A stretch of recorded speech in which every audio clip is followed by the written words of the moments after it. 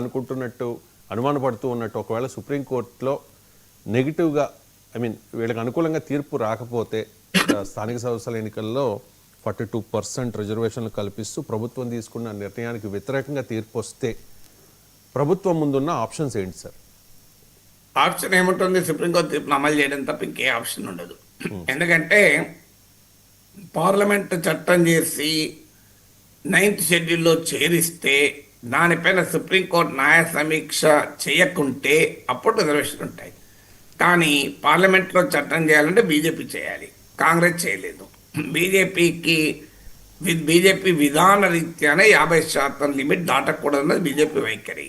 మీకు గుజరాత్లో పటేళ్ల పాటీదారీ ఉద్యమము బీజేపీకి చాలా పెద్ద అగ్ని పరీక్షగా నిలిచినా కూడా బీజేపీ 50% రిజర్వేషన్లు పరిమితి ఉండాలనే స్టాండ్ తీసుకుంది. ఎందుకంటే వాస్తవంగా పటేల్స్ బీజేపీకి పెద్ద దెబ్బ అది, అక్కడ పాటీదార్ ఉద్యమం.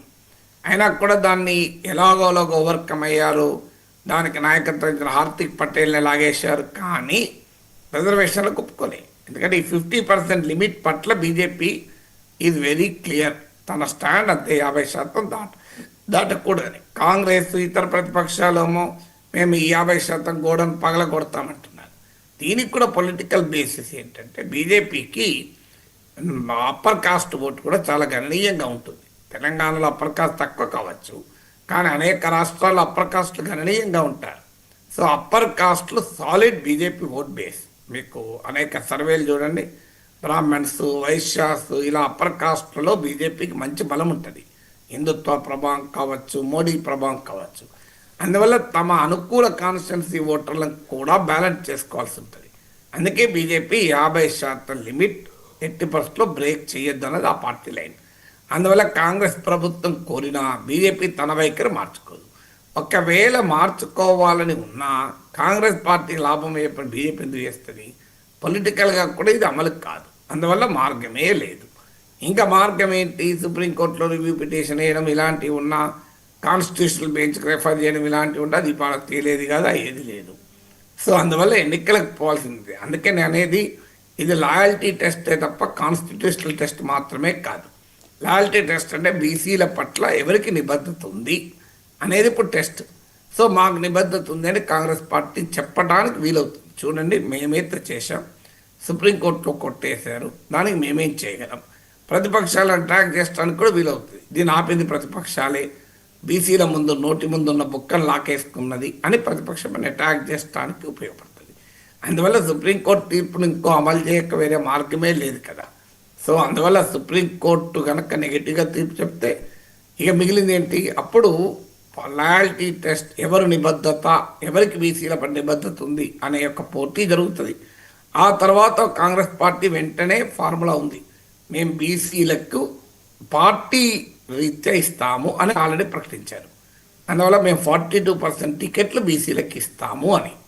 సో ఆల్రెడీ ఇప్పుడు జూబ్లీహిల్స్ ఉప ఎన్నిక కూడా ఇదే సమయంలో జరుగుతుంది కనుక జూబ్లీహిల్స్ ఉప ఎన్నికలో కూడా బీసీ అభ్యర్థులనే కాంగ్రెస్ పార్టీ హైకమాండ్కి పంపింది. నవీన్ యాదవ్, రామ్మోహన్, అంజన్ కుమార్ యాదవ్, ఇలా బీసీ అభ్యర్థులనే పంపింది. అజారుద్దీన్ ఎమ్మెల్సీగా గవర్నర్ కోటాలో రికమెండ్ చేసి అజారుద్దీన్ గతంలో పోటీ చేసి అజారుద్దీన్ పక్కకు కూడా తప్పించారు. అందువల్ల ఇక కాంగ్రెస్ పార్టీ నెక్స్ట్ ప్రచార యుద్ధం ఏంటంటే ప్రతిపక్షాలు అడ్డుకున్నాయి, సుప్రీంకోర్టులో కేసులు వేసి మేము ఇద్దామనుకుంటే ఇవ్వకుండా చేశారు, అయినా మేము పార్టీ తరఫున ఇస్తామని. దీన్ని ఎదుర్కోవటానికి ప్రతిపక్షాలకు ఉన్న ఆయుధం ఏంటంటే మరి మీ ముఖ్యమంత్రిని బీసీ ఎందుకు చేయరు అని బీజేపీ అడుగుతుంది. ఎందుకంటే బీజేపీ బీసీ ముఖ్యమంత్రి అన్నది ఉంది కనుక. బీఆర్ఎస్ ఆ ప్రశ్న అడగదు. ఎందుకంటే బీఆర్ఎస్ కుటుంబ పార్టీ కనుక కేసీఆర్ కుటుంబం నుంచే ముఖ్యమంత్రి కావాలి తప్ప బీసీ అయ్యే అవకాశమే అక్కడ ఉండదు. అందువల్ల బీఆర్ఎస్ ఏమంటుంది, కాంగ్రెస్ పార్టీ మరి మంత్రుల్లో 42% ఎందుకు ఇవ్వరు అంటారు. ఎందుకంటే 42% ఎమ్మెల్యేలే కాంగ్రెస్ పార్టీకి లేరు. అందువల్ల మంత్రులకు ఇవ్వడం అనేది కాంగ్రెస్ పార్టీలో సాధ్యం కాదు.